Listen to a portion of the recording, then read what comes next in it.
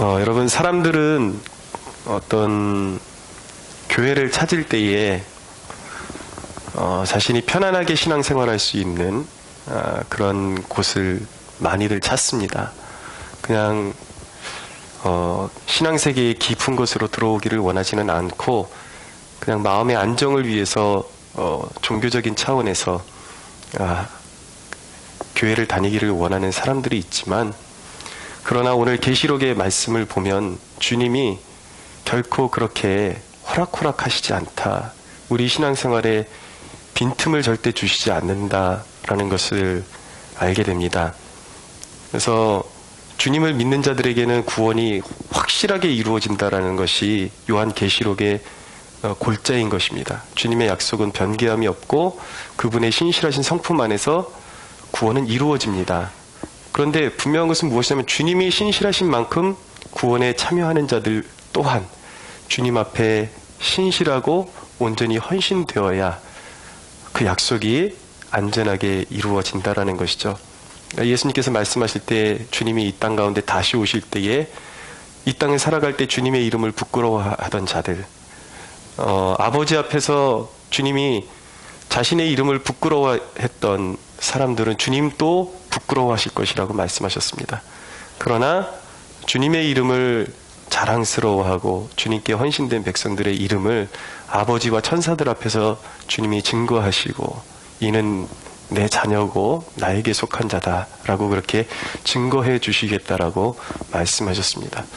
그러니까 주님이 신실하신 만큼 계시록이, 오늘 말씀이 우리에게 요구하는 것은 무엇이냐면, 그만큼 우리도 주님 앞에 신실해야 된다라는 것을 강조하고 있는 것이죠.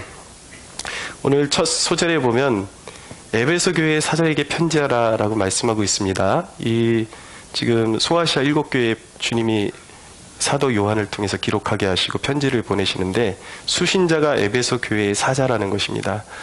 근데 우리가 이 에베소 교회의 사자가 누구냐, 이 부분에 대해서 조금 정리하고 갈 필요가 있는데, 이 사자가 헬라어로 앙겔로스라고 합니다. 이 천사라는 뜻이에요. 그래서 이 앙겔로스라는 단어가 천사에게만 사용되어지고 인간에게 사용된 예가 다른 성경에 나타난 적이 없기 때문에 많은 학자들 가운데는 이 수신자가 에베소 교회를, 각 교회를 수호하는 수호 천사들에게 보낸 것이다, 그렇게 해석하는 부류들이 있습니다. 꽤 많은 학자들의 지지를 받고 있는데요. 그러나 우리가 한번 생각해 봐야 되는 것은 무엇이냐면, 이 편지가 분명히 각 교회의 영적인 상태를 주님이 말씀하고 계시고, 그들이 잘하는 것은 잘했다고 칭찬하고 계시고, 그리고 그들이 잘못하고 있는 것, 현재 잘못하고 있는 것들에 대해서 책망하고 회개를 촉구하고 계시단 말이에요. 근데 이것이 천사에게 보내는 말씀이라면, 편지라면, 과연 이것이 우리에게 무슨 신앙의 유익이 되겠으며 이것이 우리와 무슨 상관이 있겠는가라는 질문을 던질 수밖에 없는 거예요. 그래서 이 구절을 해석할 때 또 한 부류의 유력한 해석은 무엇이냐면, 이것은 교회, 말 그대로 교회에 보내는 편지란 말이에요. 그래서 첫째로는 교회 리더들에게 주시는 말씀이고, 그리고 아울러서 모든 교회 리더가 첫째로 받고 이 말씀을 받고 선포하고, 교회의 모든 식구들이 이 말씀을 받들어서 주님의 명령으로 받들어야 되는 말씀이다라는 것이 가장 합리적이고 온당한 해석이라고 말씀드릴 수가 있겠습니다. 우리에게 주시는 말씀이라는 거예요. 또 한 가지 요한계시록에서 이 특이한 점은 무엇이냐면, 이 7교회로 편지를 보내는 내용들을 보면 각 교회마다 주님께서 자신의 모습을 다르게 표현을 하십니다. 근데 그 교회의 영적인 상태와 너무나도 밀접하게 자신의 모습을 나타내신다라는 것을 보여주고 있습니다. 일례로 말씀드리면, 에베소 교회에는 주님이 어떤 모습으로 나타나시냐면, 오른손에 있는 7뼈를 붙잡고 7 금촛대 사이를 거니시는 분이시다, 이렇게 말씀하고 있어요. 근데 에베소 교회의 책망받는 점은 무엇이냐면, 처음 사랑을 잃어버렸다라는 거예요. 그러니까 주님께 가까이 가지 않고 주님을 향한 열정을 잃어버렸기 때문에, 촛대를 옮긴다라는 것은 무슨 뜻이냐면은, 주님을 사랑하지 않는 백성과 주님은 동행할 수 없다라는 의미를 가지고 있기 때문에, 나중에 보면은 책망하시면서 너희가 회개하지 않으면 촛대를 옮겨버리겠다라고 말씀하시는 것이죠. 그 교회의 영적 상태와 주님이 어떤 모습으로 나타나시는지 밀접하게 연관이 돼 있다는 것입니다. 또 하나의 사례는 요 바로 다음에 나오는 버가모 교회에는 그 버가모 교회의 문제는 뭐냐면 발람의 교훈을 지키는 자들이 있단 말이에요. 영적인 메시지의 순수성을 잃어버리고 영적인 음란에 빠져 있는 그러한 부류들이 있었습니다. 그렇기 때문에 주님이 원치 않으시는 죄악에 빠져 있기 때문에 주님이 버가모 교회는 자신을 어떻게 소개하시냐면 좌우에 날선 검을 가지신 이가 이르시되 라고 말씀하시는 거예요. 그러면서 너희가 회개하지 않으면 내가 내 입의 검으로 너희들과 싸우겠다라고 말씀하시는 것이죠. 그들의 영혼의 상태와 주님이 지금 어떤 모습으로 그 교회를 바라보고 계시는지가 너무나도 그 상태와 밀접하게 관련되게 그렇게 기술이 되어 있다라는 것을 말씀하시는 것이죠. 우리가 죄악에 빠져 있을 때에 하나님이 초청하심에도 불구하고 내 길을 고집하고 그럴 때에 주님이 나에게 어떤 모습으로 바라보실까? 여러분들 각자가 한번 이 말씀 앞에서 한번 여러분들의 그 영적인 상태를 진단해 보시기 바랍니다. 주님은 모든 자녀들을 사랑하십니다. 근본적으로 자녀들을 향한 사랑은 변치 않으세요. 변치 않으시지만 이거예요. 내 자녀가 분명히 사람답지 못하게 그리고 내 자녀답지 못하게 계속 좋지 않은 행동을 할 때에 내가 근본적으로 내 자녀를 사랑하지만 내 자녀가 지금 하고 있는 행동에 대해서 불쾌감을 표현할 수밖에 없는 거예요. 왜냐하면 그 버릇을 고쳐놓으려면은 잘 못하고 있는데도 불구하고 잘한다 너 참 잘한다 이렇게 되면 애가 어떻게 되겠습니까? 그릇된 길로 계속 가게 되겠죠. 그러니까 부모로서 할 수 있는 것은 무엇이냐면 마음 중심에 여전히 내 자녀를 사랑하지만 지금 저 버릇을 잘못 들여놓으면 안 되기 때문에 그것을 고쳐주기 위해서 알아듣게끔 하기 위해서 불쾌한 표정을 짓고 꾸중을 할 수가 있다라는 것이죠. 사랑하지만 주님이 우리의 영적인 상태에 따라서 그렇게 우리를 바라보고 계실 수 있다라는 것, 그것이 또 우리에게 주시는 중요한 메시지인 것입니다. 여러분, 주님이 이 대목을 보면 주님이 교회의 상태에 대한 우리의 마음의 상태에 대해서 얼마나 섬세하고 아주 디테일하게 우리를 감찰하고 계신지 보고 계시는 거죠. 우리가 어떤 마음을 가지고 주님을 섬기고 있는지 다 아신다라는 거예요. 그래서 이 계시록의 그 해석법 가운데 7교회를 교회의 7시대로 해석하는 부류들이 있습니다. 지난번에도 말씀드리지만 교회 안에 가장 만연하게 퍼져 있는 그런 요한계시록을 해석하는 그런 부류 중에 세대주의라는 부류가 있는데 이 사람들은 이 교회를 해석할 때 각 교회마다 교회의 어떤 특정 시대를 반영하는 것이다. 그렇게 해석을 해요. 그래서 에베소 교회는 초대교회를 반영하는 것이고 그리고 버가모 교회는 핍박의 시대를 반영하는 것이고 이런 식으로 그 다음에는 타협의 시대, 그 다음에 중세 암흑기 이런 식으로 각 교회가 교회의 시대별로의 교회의 상태를 보여주고 있는 것이 이 7교회의 모습이다라고 그렇게 해석하는 사람들이 있는데 요한계시록 어디에도 그런 해석법이 정당하다고 말하는 구절이 전혀 나타나지 않습니다. 그것은 사람이 임의적으로 그냥 껴 맞춘 해석에 불과하고 이 주님이 말씀하시는 7교회의 상태가 전부 다 우리를 향한 말씀이에요. 각 교회의 상태가. 쉽게 설명해드리면 어떤 사람은 에베소 교회의 영적인 상태에 머물러 있을 수 있습니다. 어떤 사람은 버가모 교회의 영적인 상태에 머물러 있을 수 있어요. 어떤 사람은 라오디게아 교회의 영적인 상태에 머물러 있을 수 있어요. 그러니까 오늘은 우리가 에베소 교회의 상태를 머물러 보는 것인데 이것이 크게 말씀드리면 큰 범주에서는 우리 캠퍼스 성막교회를 돌아보라고 주시는 말씀이고 또 이 에베소 교회의 장단점을 이야기할 때 주님이 원하시는 것은 이 교회가 잘하는 것이 무엇이고 그리고 주님 앞에 잘못하고 있는 것이 무엇이고 그것을 깊게 깨달아서 빨리 회개하고 고치고 온전한 교회의 모습을 회복하라고 주시는 말씀이 오늘 우리에게 주시는 말씀임을 깨달을 수 있게 되기를 바랍니다. 그래서 오늘 주시는 말씀이 에베소 교회에 대한 말씀이에요. 에베소 교회에 주님이 주시는 말씀인데 에베소 교회 너희가 이 부분은 참 잘하고 있다. 그러나 이 부분은 참 너희가 빨리 회개하지 않으면 큰일 난다 라는 경고의 메시지를 주는데, 이 메시지를 우리가 마음에 담고 깊이 마음에 새겨서 나의 영혼의 상태를 각성하고 우리가 고침받을 수가 있어야 되는 것이죠. 그럼 첫째로 에베소 교회가 잘하는 면은 무엇이었습니까? 에베소 교회의 강점은 무엇이었냐면, 그들이 시대에 타협하지 않는, 불의와 타협하지 않는 영적인 분별력을 가지고 있었다라는 것이 바로 칭찬의 내용임을 우리가 위에서 보게 됩니다. 2절 3절을 보십시오. 내가 내 행위와 수고와 내 인내를 알고 또 악한 자들을 용납하지 아니한 것과 자칭 사도라 칭하되 아닌 자들을 시험하여 그의 거짓된 것을 내가 드러낸 것과 또 내가 참고 내 이름을 위하여 견디고 게으르지 아니한 것을 아노라 라고 말씀하고 있어요. 자, 먼저 주님이 너의 행위와 수고와 내 인내를 안다. 그러니까 안다라는 것은 주님이 그 속내를 깊이 감찰하고 계신다라는 것을 의미하는 것입니다. 근데 에베소 교회가 참 잘했던 것이 무엇이냐면, 가짜 메시지들, 가짜 선생들, 교회의 선생들을 구별해냈다라는 거예요. 기독교를 마치 하나님이 사랑이시기 때문에 뭉뚱거려서 내가 원하는 대로 주관적으로, 그리고 어떤 시대의 그런 흐름에 맞춰서 하나님의 특성을 변형시키면서 믿어도 되는 것처럼 생각하는 것은 큰 오류인 것입니다. 주님이 말씀하시는 것은 무엇이냐면, 시대를 분별하라. 그리고 거짓된 메시지를 분별하라.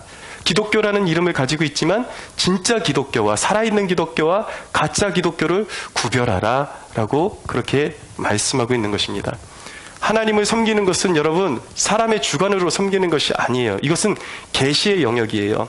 구약 성경에 보면 한창 그 외부로 떠돌던 언약궤가 이제 다윗이 이스라엘의 왕으로 등극하고 다윗성으로 하나님의 언약궤를 모셔드리려고 했어요. 근데 하나님의 언약궤는요, 함부로 움직일 수 있는 것이 아닙니다. 레위인들이 어깨에 메고 움직여야 되는 거예요. 근데 이들이 다윗의 명령을 받고 들뜬 나머지 언약궤를 어깨에다 메야 되는데 나름대로 좋은 생각을 한 것입니다. 새 수레에다가 송아지에다가 소에다가 매가지고 새 수레에다가 언약궤를 탁 얹어놨어요. 그랬더니 소가 날뛰기 시작하는 거예요. 그랬더니 웃사라는 사람이 소가 확 날뛰니까 이 수레가 쏟아질 것 같아요. 언약궤가 내려오니까 언약궤를 손으로 잡았어요. 받치려고. 그러니까 어떻게 됐습니까? 하나님이 진노하셔서 웃사를 죽이십니다. 좋은 의도로 했는데 사람 마음에는 이왕이면 새 수레에다가 담아가지고 하나님을 섬기는 것이 좋겠다 그래서 담았는데 그것이 하나님을 섬기는 법이 아니라는 거예요. 무슨 말입니까? 하나님은 인간이 임의대로 정의할 수 없는 분이고, 인간이 내가 편의대로 난 이렇게 하는 게, 이렇게 섬기는 게 좋아, 난 하나님을 이런 분이라고 생각해 라고 정의할 수 없다라는 것이죠. 우리가 하나님을 예배하지만 분명히 하나님께서 우리에게 원하시는 예배의 원리, 영적인 원리, 그것을 가지고 하나님을 예배해야 한다라는 것입니다. 하나님을 섬세하게 섬겨야 돼요. 하나님은 자신이 어떤 분이신지 우리에게 인간이 나는 하나님이 어떤 분이라고 생각해 이렇게 말할 수 있는 분이 아니에요. 하나님은 성경에 자신이 어떤 분이신지 다 계시해 놓으셨습니다. 하나님이 스스로 어떤 분이라고 말씀하신 걸 받아들여야 되는 것이지 우리가 하나님은 이런 분이야 라고 말할 수 없다라는 거예요. 그래서 하나님 스스로가 말씀하신 그 내용을 통해서 우리가 하나님을 깨닫고 하나님을 섬기는 법을 배워가야지, 그냥 내 선한 의도라고 내 멋대로 내가 원하는 대로 하나님을 섬기면 그것이 하나님의 기쁨이 되지 못한다라는 것입니다. 하나님을 향한 가장 큰 기만이 뭐냐면, 성경을 해석할 때에 자기 주관을 성경 위에다가 두는 것입니다. 오늘날의 가장 큰 위협이고 교회의 위협이고 폐단이라고 말씀드릴 수가 있어요. 오늘날 어쩜 그렇게 그 메인 부류의 사람들에게 인정받고 소위 잘 나가는 목사들, 신학자들 한결같이 동성애를 죄가 아니라고 그렇게 주장하는 부류들이 점점 많아지고 있습니다. 그런 사람들이 기독교 TV에 버젓이 나오고 있고 청년들에게 마치 아주 올곧은 교회의 선생인 것처럼 그렇게 정평이 알려지고 있어요. 그래서 교회가 더러워지고 있습니다. 그런데 그들의 특징은 무엇이냐면 동성애가 죄가 아니다라는 것을 증거하기 위해 성경을 인용을 해요. 성경을 인용하지만 성경이 말씀하시는 방향성 그대로 그것을 해석하는 것이 아니라 성경은 잠깐 어떤 부분을 인용해 놓고 거기다가 자기 의견을 더 씌워버리는 것입니다. 그리고 세상의 학설, 그래서 전혀 성경이 말씀하시고 계신 방향과 반대로 해석하면서 사람들을 속이는 것입니다. 근데 이것은 하나님을 향한 기만이에요. 성경은 그렇게 해석하는 것이 아닙니다. 여기서 설교하는 것은 나름대로 제가 풀어서 설명하는 것 같지만 절대 제 이야기를 하는 것이 아니에요. 설교자의 감당해야 될 몫은 무엇이냐면 이 성경을 그대로, 이 성경을 내가 하고 싶은 말에 이용하는 것이 아니라 성경이 말씀하시는 것을 그대로 펼쳐주는 것이 설교자의 책무인 것입니다. 내 생각을 더해서는 안 되는 거예요. 그건 사꾼이에요. 그건 거짓된 목사들이에요. 그러나 오늘날 수많은 목사들이 그렇게 하고 있다라는 것입니다. 목사가 성경에 봉사하는 것이지 목사가 성경을 다루는 것이 아니다라는 것입니다. 우리 개인이 하나님의 말씀 앞에 설 때도 마찬가지인 것입니다. 우리가 하나님의 말씀을 통해서 우리의 영혼이 변화받고 싶다면 어떻게 되는가? 이 영적인 기만을 버려야 돼요. 하나님의 말씀이 나를 세밀하게 살피시고 책망하실 때에, 말씀하실 때에 내가 듣겠습니다라는 종의 자세를 가져야지, 좀 듣기 싫은 말씀 나오면 자기를 합리화시키기 위해서 아니야, 이 말씀은 이런 뜻이 아닐 거야. 그러면 자기 생각을 거기에다 더 씌우고, 이러면 사이비가 되는 것입니다. 그럼 절대 영적인 변화를 받을 수가 없어요. 내가 말씀을 읽어나가는 것이 아니라 그 누구의 표현대로 하나님의 말씀이 나를 읽어나가도록 그렇게 내가 복종해야 하는 것입니다. 할렐루야. 하나님의 말씀이 나를 판단하시도록 그렇게 길을 열어드려야 되는 거예요. 하나님 나를 판단하소서. 내가 듣겠습니다. 그것이 나를 격려하시는 말씀이든지 나를 심판하시는 말씀이든지 판단하시는 말씀이든지 주의 말씀이라면 내가 듣겠습니다. 내가 그동안 가지고 있던 어떤 생각들이 있었는데 그것이 나에게는 옳다 할지라도, 내 주관적으로는 옳다 할지라도 하나님의 말씀이 그것이 잘못됐다고 말씀한다면 기꺼이 내려놓고 복종하겠습니다. 이것이 하나님이 우리에게 원하시는 영적인 태도라는 것을 우리가 기억해야 하는 것입니다. 그래서 여러분, 오늘 말씀에 보면 에베소 교인들이 거짓된 사도들을 시험하여 분별해냈다라고 말씀하고 있어요. 테스트했다라는 거예요. 그 이야기는 뭐예요? 기독교라는 것이 인간이 그냥 나는 하나님을 이렇게 믿어라고 그렇게 정의할 수 있는 것이 아니라 정확하게 기준이 있다라는 거예요. 기독교는 이런 것이다. 하나님은 이런 분이다. 예수 그리스도는 이런 분이다. 정확한 기준이 있다라는 것이죠. 그 기준을 따라서 믿어야 되는 것입니다. 그래서 여러분, 건강한 기독교가 갖춰야 되는 몇 가지 요건, 우리가 그것을 복음주의의 요건이라고 말씀드릴 수가 있는데 철저히 성경적이 되어야 한다라는 것입니다. 근데 이단들도 자신들이 성경적이래요. 그게 아니라 철저하게 누군가의 메시지가 성경의 내용과 부합해야 한다라는 것입니다. 성경을 읽어놓고 자기 얘기를 하면 안 되고 철저히 성경적이어야 한다. 그리고 경건을 추구하는 것, 거룩을 추구하는 것, 그리고 기적을 믿어야 돼요. 하나님은 기적을 일으키실 수 있다. 하나님은 우리를 구원하실 수 있다. 할렐루야. 또 하나는 무엇이냐면 구령의 열정이 있어야 되는 것입니다. 이것들이 온전한 신앙 안에 갖춰져야 되는 요소들이에요. 이런 것들을 근거로 해서 이 시대 가운데 만연해 있는 영적인 메시지들이 정말 하나님의 종의 입술을 통해서 선포되는 말씀인지 아니면 거짓된 말씀인지 분별해낼 수 있어야 되는 것입니다. 여러분, 영적인 바른 메시지를 소유하고 영적인 그 지식의 순결함을 갖는 것이 하나님께 쓰임받는 제1의 원칙이라고 성경이 말씀하고 있어요. 우리가 이 시대 가운데 거룩하게 하나님 앞에 쓰임받고 싶습니까? 유용하게 쓰임받고 싶습니까? 그러면 우리가 삶에 있어서도 우리가 순결해야 되지만 영적인 지식에 있어서도 순결해야 된다는 것을 하나님은 우리에게 분명히 말씀하고 계신 것입니다. 그래서 디모데후서 2장 18절에 보면 18절부터 21절까지 읽어드립니다. 진리에 관하여는 그들이 그릇되었도다. 부활이 이미 지나갔다 하므로 어떤 사람들이 믿음을 무너뜨리느니라. 이 바울이 사역하던 그 시기에는 부활이 이미 지나갔다, 없다라고 교회 안에서 가르치는 가짜들이 있었다라는 거예요. 근데 그들은 거짓된 영적인 지식을 사람들에게 유포함으로써 사람들의 믿음을 무너뜨리는 세력이라는 것이죠. 거기에는 반드시 하나님의 심판이 있게 되는 것입니다. 그러나 하나님의 견고한 터는 섰으니 인침이 있어 일렀으되 주께서 자기 백성을 아신다 하며 또 주의 이름을 부르는 자마다 불의에서 떠날지어다. 여기에서 불의에서 떠날지어다 그러는데 잘못된 지식에서 떠나라는 거예요. 가짜 하나님을 가르치는 지식에서 떠나라는 것입니다.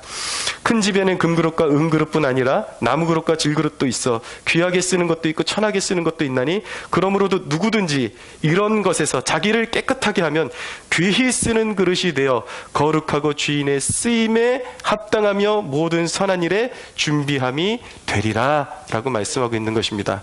사랑하는 여러분, 이 시대를 분별하십시오. 거룩한 하나님의 백성들이 되십시오. 하나님을 올바로 알아가는 중에 여러분들이 하나님을 올바로 알아가고 거룩한 지식을 소유하게 되면 하나님의 쓰임받기에 합당한 그릇으로 잘 준비되어진다. 하나님이 사용하신다 라고 말씀하고 있는 것입니다. 우리 중에 한 사람도 소외됨이 없이 하나님을 올바로 알고 제대로 알아서 이 시대 가운데 귀하게 쓰러진 영혼들을 일으켜 세우는 하나님의 제목으로 쓰임받는 저와 여러분들이 되기를 축원합니다. 그러나 에베소 교회 주님께서 주시는 다음 대목은 무엇이냐면 에베소 교회에 대한 책망을 주시는 거예요. 4절을 보십시오. 같이 한번 읽어보겠습니다. 2장 4절 시작. 그러나 너를 책망할 것이 있나니 너의 처음 사랑을 버렸느니라. 아멘. 책망할 것이 있다. 여러분, 주님은 사랑하는 자들을 책망하신다라는 사실을 기억하십시오. 책망은 무엇입니까? 책망은 영적으로 가지를 치는 것입니다. 쓸데없는 가지들이 많으면요, 열매가 당도가 생길 수가 없어요. 쓸데없는 가지들로 영양분이 다 가버리기 때문에, 그래서 당도가 높은 제대로 된 과일을 맺기 위해서 농부들이 하는 일이 무엇입니까? 가지를 쳐내는 거예요. 우리의 삶 가운데 하나님 보시기에 좋지 않은 행동들, 습관들, 영적인 습관들이 있는데 그것을 그대로 고집하고 있으면 어떻게 됩니까? 열매를 맺지 못하는 거예요. 버림받게 되는 것입니다, 나중에는. 그래서 주님께서 우리를 좋은 열매 맺는 하나님의 백성으로 삼으시기 위해서 하시는 일이 무엇이냐면 책망하시는 거예요. 그게 뭐예요? 가지치는 것입니다. 이것이 굉장히 영적으로 중요한 의미를 가지고 있습니다. 잠언에 보면 잠언 3장 11절 12절을 보면 이렇게 말씀합니다. 내 아들아, 여호와의 징계를 경히 여기지 말라. 그 꾸지람을 싫어하지 말라. 대저 여호와께서 그 사랑하시는 자를 징계하시기를 마치 아비가 그 기뻐하는 아들을 징계함같이 하시느니라. 왜 꾸지람을 주시는가? 자식이니까. 잘 되라고 꾸지람을 주시는 거예요. 또 말씀합니다. 잠언 29장 15절 채찍과 꾸지람이 지혜를 주거늘 임으로 행하기에 버려둔 자식은 어미를 욕되게 하느니라 라고 말씀하고 있는 거예요. 그러니까 하나님께서 우리를 사랑하시기 때문에, 교회를 사랑하시기 때문에 책망하신다라는 것입니다. 근데 책망을 듣지 않아요, 사람들이. 하나님의 책망을 들어야 살 수 있는데 잘 듣지 않아요. 그 듣지 않는 이유가 무엇이냐면 마음에 미련한 것이 있기 때문인 것입니다. 책망하는 의도를 깨닫지를 못하는 거예요. 그냥 자기의 자존심을 상하게 한다라고 그렇게 오해를 하는 것이죠. 많은 사람들이 오해를 합니다. 말씀이 선포되어질 때에 자기의 어떤 치부가 딱 드러나면 정죄한다라고 오해를 해요. 근데 그냥 정죄가 아니에요. 여러분, 의사가 진단을 해보고서 당신에게 암이 있습니다, 당신 진단해보니까 심장병이 있습니다라고 말한 게 이게 정죄입니까? 당연히 알려줘야 되는 정보인 것이죠. 그 사람이 고침받으려면 무엇이 병인지 알려줘야 되는 거예요. 그래야 치료법을 찾을 수 있게 되는 것입니다. 많은 사람들이 교회에 나와서 예배를 드리면서 강단에서 언짢은 말씀이 선포되면 나를 정죄한다라고 말해요. 왜 그런가? 하나님의 마음을 모르기 때문이에요. 미련함 때문에, 고치고 싶은 마음이 없는 미련함 때문에 그것을 굴복시키지를 못하기 때문에, 버티니까 치유받지를 못하는 거예요. 그래서 잠언에 보면은 하나님께서 주시는 잠언의 말씀은 무엇이냐면, 미련한 자는 자기 행위를 모두 옳게 여기거니와 지혜로운 자는 권면을 듣느니라 라고 말씀하고 있어요. 누가 지혜로운 자예요? 책망을 듣고 권면을 듣는 사람이 영적으로 지혜로운 사람이라는 것입니다. 잠언 29장 1절에 보면 미련한 사람에 대해서 이렇게 말합니다. 자주 경책을 받아도 책망을 받아도 그 목이 곧은 사람은 갑자기 멸망이 그에게 임한다 라고 말하고 있는 것입니다. 고쳐야 사는 것인데, 하나님이 말씀하시면 고쳐야 사는 것인데 끝까지 고치지를 않는 거예요. 듣지를 않는 거예요. 그러니까 고침을 받을 수가 없게 되는 것입니다. 여러분, 책망을 듣고 받아들이지 않는 사람은 십자가 앞에 자기를 내어놓지 못하는 사람이에요. 결코 주님의 치유와 능력이 임할 수가 없는 것입니다. 중국의 기독교 지도자 중에, 유명한 지도자 중에 워치만 리라는 분이 있습니다. 이 워치만 리라는 그 분의 그 후계자 중에 위트니스 리라는 분이 있는데, 이분이 이제 그 이단적인 사상을 퍼뜨려가지고 우리 한국교회 안에서는 이 위트니스 리의 사상은 이단으로 정제되어 있지만, 이 워치만 리의 가르침은 우리가 좀 이해해야 되는 것이, 당시 중국 교회의 그런 어떤 신학적인 그런 베이스가 그렇게 탄탄하지 않았기 때문에 허점이 드러날 수도 있다라는 것을 우리가 감안하고 들어야 되는 것이죠. 그렇지만 이 워치만 리라는 분은 굉장히 그의 저서와 그의 삶을 통해서 중국 가정교회와 그리고 한국교회 안에서도 꽤 영향력을 끼치고 있는 그런 분이십니다. 중국 그 정부에 탄압받아서 옥살이를 하시다가 순교하신 분인데, 이분의 간증이 이것입니다. 이분이 간증하는 것이 무엇이냐면, 한 번은 자기 교회에 자기보다 연장자 리더와 계속 다툼이 일어나는 거예요. 왜냐하면 합리적으로 자기는 이게 아니라고 생각하는데, 자기보다 나이도 많고 또 교회 리더로 세워진 그 한 형제가 자기가 보기엔 너무 억지 소리를 하면서 부당한 것들을 요구를 하니까 너무 화가 나가지고 자주 싸우게 된 거예요. 그래서 이 워치만 리가 자신을 영적으로 지도해줬던 그 여자 선교사님이 있었습니다. 바버라는 선교사님이신데, 이 선교사님한테 가서 이 이야기를 다 전해주는 거예요. 내 리더가 이렇게 억지 소리를 하는데 내가 참을 필요가 있겠느냐. 근데 이 바버 선교사가 늘 해주는 말이 무엇이냐면, 그럼에도 불구하고 하나님의 말씀은 네가 영적인 리더에게 순종하기를 원한다. 그것은 이치의 문제가 아니라 하나님이 정하신 법칙이다. 그러니까 자기 편을 들어주지 않으니까 늘 마음에 부딪히고 정죄감이 일어나는 거예요. 왜 내 편을 들어주지 않지? 내가 생각하기에는 내가 옳고 저 사람이 너무 억지 소리를 하는데 왜 내 편을 들어주지 않는 거야? 그래서 몇 번 가면은 혹시 그 선교사님의 마음이 바뀌지는 않을까 싶어서 또 막 여러 번 싸우고 가서 내 얘기 좀 들어달라고. 이 사람이 이렇게 억지 소리를 하고 내 의견을 전혀 무시를 하는데 내가 어떻게 저 사람을 리더로 받아줄 수가 있겠느냐고. 근데 이 선교사님은 굽히지 않아요. 하나님의 법칙은 그럴지라도, 네가 그렇게 억울해할지라도 하나님의 법칙은 바뀌지 않는다. 하나님은 영적인 원리로서 영적인 리더에게 순종할 것을 철저히 요구하신다 라는 것을 이야기를 해주죠. 정죄감에 시달리다가 이 워치만 리가 기도하는 중에 하나님 앞에 굴복하는 것을 경험하게 됩니다. 그러면서 억지 같지만 하나님이 세우신 리더에게 복종하는 것이, 나의 자아가 꺾이는 그 순간에 나와 하나님과의 막혀있던 관계의 문이 열리기 시작하면서, 그것이 단순히 내가 복종하는 문제가 아니라 그것을 통해서 하나님과 내 사이에 막혀있던 은혜의 문이 열린다라는 것을 그가 경험하게 된 것입니다. 그것을 통해서 충만을 경험하게 된 거예요. 그래서 그가 간증하는 것입니다. 기독교 신앙에 있어서 하나님의 은혜를 충만하는 가장 확실하고 가장 중요한 길 중에 하나가 무엇이냐면, 교회 안에서 영적인 리더에게 굴복하고 순종하는 것이다 라는 것을 증거하고 있는 것입니다. 여러분, 많은 사람들이 끊임없이 정죄감에 노출되어 있습니다. 그런 메시지를 들을 때에, 언짢은 메시지를 들을 때 순간적으로는 정죄감이 들 수 있는데, 왜 그 메시지 앞에서 계속 정죄감이 드는지 아십니까? 끝까지 굽히지 않기 때문이에요. 꺾이지 않기 때문에. 그러니까 영적인 부자유함이 오는 것이죠. 자기가 꺾이지 않으면 어떻게 되는지 아십니까? 자기를 합리화시켜야 되기 때문에 상대를 증오하게 되는 것입니다. 그러니까 은혜의 문이 막혀버리게 되는 것입니다.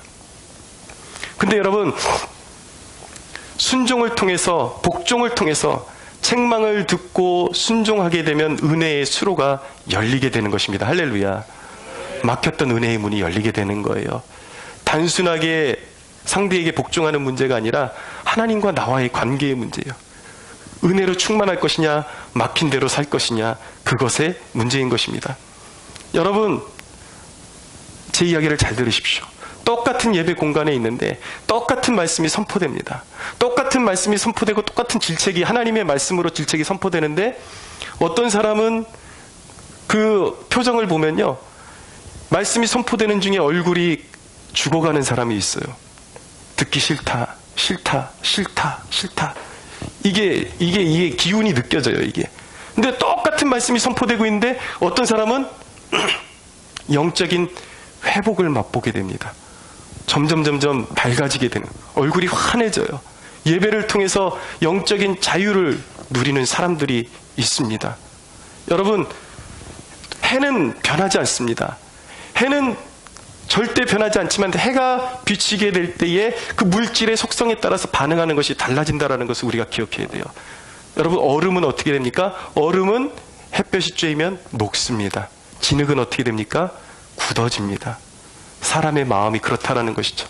하나님께 은혜를 입는 심령은 하나님의 말씀이 선포되어질 때에 굴복되는 것을 경험하게 되면서 하나님의 은혜가 차고 넘치는 것을 경험하게 되는 것입니다. 근데 자기를 꺾지 않는 심령은 말씀을 들으면서 죽어가는 거예요. 버티는 것이죠. 그러니까 그것이 반복되게 되면 어떻게 됩니까? 영적인 사망 상태로 가게 되는 것입니다. 여러분, 기억해 보십시오. 생각해 보십시오. 다윗이 나단의 책망을 들었습니다. 근데 나단의 책망을 듣고 다윗이 꺾이지 않았다면 하나님이 그를 어떻게 대우하셨을까요? 그의 삶 가운데 절대 회복은 불가능했을 것입니다. 근데 이 다윗이 나단의 책망을 듣고 바로 무릎 꿇습니다. 내가 죄인입니다. 하나님, 내가 미련한 죄인입니다. 꺾으니까 어떻게 됩니까? 하나님께서 다윗을 잠깐 책망하시기 위해서 징계를 주시죠. 고치라고, 다시는 똑같은 죄를 범하지 말라고 징계를 당장 주시지만 어떻게 됩니까? 그가 회개하니까 징계를 받은 것보다 훨씬 더 크고 좋은 은혜를 그에게 부어주시는 것입니다. 할렐루야. 이게 영적인 원리라는 거예요. 여러분, 주님이 책망하실 때 자존심을 세우지 마십시오. 아멘 하십시오. 고개를 숙이고 내가 잘못했습니다라고 말할 수 있는 저와 여러분들이 되기를 축원합니다. 그것이 사는 길이에요. 오늘 말씀해 보십시오. 그런데 무엇을 에베소 교회에 책망하셨습니까? 보니까 너의 처음 사랑을 버렸느니라 라고 말씀하고 있어요. 여러분, 처음 사랑이 어떤 것이죠? 사랑해 보셨습니까? 처음 사랑은요, 맹목적인 것입니다. 사랑에 한번 빠지면 눈에 뵈는 것이 없습니다. 거의 무조건적입니다. 전 한 번도 연애를 결혼하기 전에는 한 번도 경험해 본 적이 없다가 제가 30살, 한 33살 돼서 아내를 그때 소개받아고 만나가지고 뒤늦게 사랑에 빠지니까 그 집이 극과 극이었어요. 강동구와 저기 어디죠? 극과 극이었습니다. 연신내에 있는 쪽에. 한 번 대중교통으로 다니면 막 1시간 반씩 차를 타고 다녀야 되는데 처음에 이 사랑에 빠지니까 눈에 뵈는 게 없더라고요. 1시간 반, 2시간을 차를 타고 다니는데 피곤한 게 없어요. 집에서 어머니가 뭐 좀 도와달라고 그렇게 피곤한데 이제 여자친구가 생기니까 가는 길은 피곤함이 없어요. 그러다 이제 결혼하고 나니까 제정신이 돌아오니까 피곤한 게 느껴지더라고요. 근데 여러분, 처음 사랑은 무엇입니까? 처음 사랑의 특징은 눈에 뵈는 게 없다라는 거예요. 뜨거운 열정이 그곳에 있다라는 것입니다. 주님이 책망하시는 내용이 무엇입니까? 너희가 그 처음 사랑을 잃어버렸다. 이것이 우리 그리스도인들이, 많은 그리스도인들이 당연한 것으로 알고 있지만 주님은 그것을 죄라고 말씀하고 계시다라는 거예요. 많은 사람이 신앙의 연수를 더해가면서 머리는 커집니다.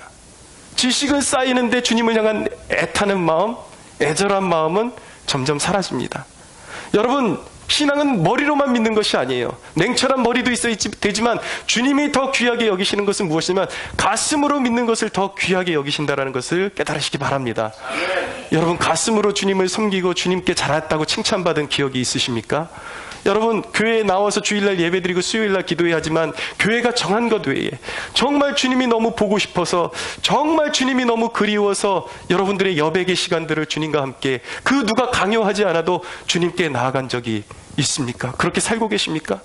나도 지금 살기 버겁지만, 내가 가진 돈 얼마 안 되지만 나보다 더 필요한 사람에게, 필요한 교회에, 필요한 선교지에 흘려보내서 주님이 그것을 너무나도 기쁘게 여기셔서 여러분들에게 다시 채워주시고 공급하시는 그런 은혜들 경험해 본 적이 언제입니까? 여러분, 진짜 살아있는 신앙은 내가 주님의 기쁨이 되기 위해서 주님께 기꺼이 헌신하고 주님이 그것을 기뻐하시고 우리에게 보답하시는 이런 사건들, 이런 사건들이 계속해서 일어나야 되는 거예요. 이것이 없다라는 것은 무엇입니까? 우리의 열정이 식었다라는 거예요. 사랑이 식었다라는 것입니다. 언제부턴가 우리의 믿음이 형식적으로 변했다라는 거예요. 우리의 삶 가운데 하나님의 다스리심이 나타나지 않는다라는 것은 어느 순간 내가 주님을 향한 진심을 잃어버렸기 때문에 주님도 우리를 방치해 두고 계신 거예요. 여러분들의 삶에 문제가 묶여있는 문제들이 있습니까? 여러분들 풀어달라고 기도하고 있지만 여러분들이 생각해 보십시오. 정직해지십시오. 주님 앞에 여러분들의 삶을 정말 기쁨으로 주님이 강요하지 않아도 막 드리고자 하는, 그렇게 여러분 행동하고 계십니까? 그게 없는데 어떻게 여러분들의 삶의 문제가 풀어지냐고요. 주님을 사랑하십시오.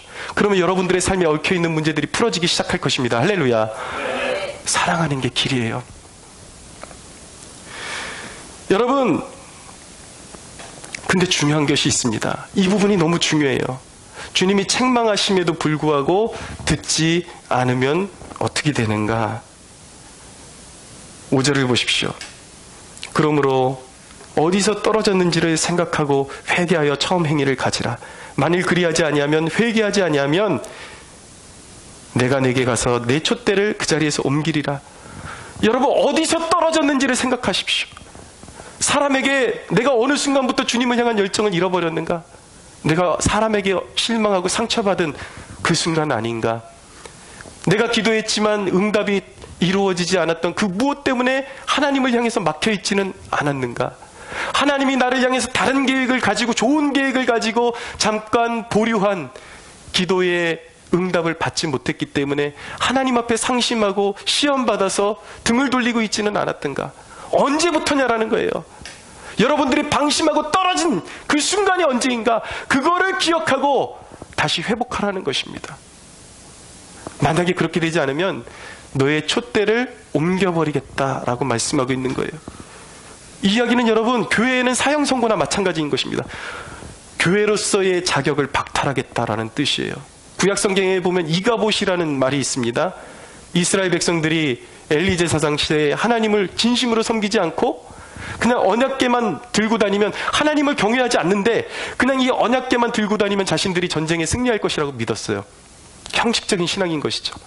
그러나 하나님은 속지 않으셨어요.